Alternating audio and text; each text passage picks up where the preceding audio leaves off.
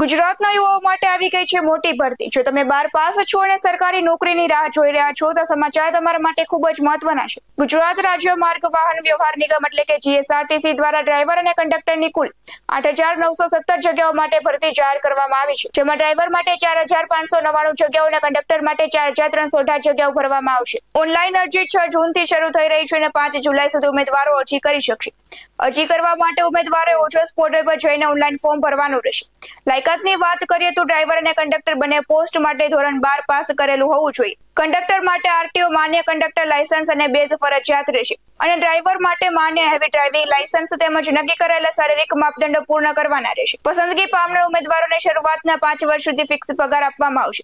ત્યારબાદ નિયમ મુજબ કાયમી સેવાની અન્ય સુવિધાઓનો લાભ મળી શકે છે। ભરતી પ્રક્રિયામાં 2 મુખ્ય તબક્કા રહેશે। ઓએમઆર આધારિત લેખિત પરીક્ષા 100 ગુણ, જેમાં સામાન્ય જ્ઞાન, રોડ સેફટી, ગુજરાતી, અંગ્રેજી, ગણિતના પ્રશ્નો પૂછાશે। ડ્રાઇવિંગ ટેસ્ટ 50 ગુણ, જેમાં પાસ થવા માટે ઓછામાં ઓછા 35 ગુણ મેળવવા ફરજિયાત રહેશે। અને સૌથી ખાસ વાત, એક સાથે લગભગ 9,000 સરકારી નોકરીઓ માટે ભરતી ખૂબ જ ઓછા સમય માટે જોવા મળી છે। તેથી લાયક ઉમેદવારો છેલ્લી તારીખની રાહ જોયા વગર વહેલી તકે જ અરજી કરી દેવી જોઈએ।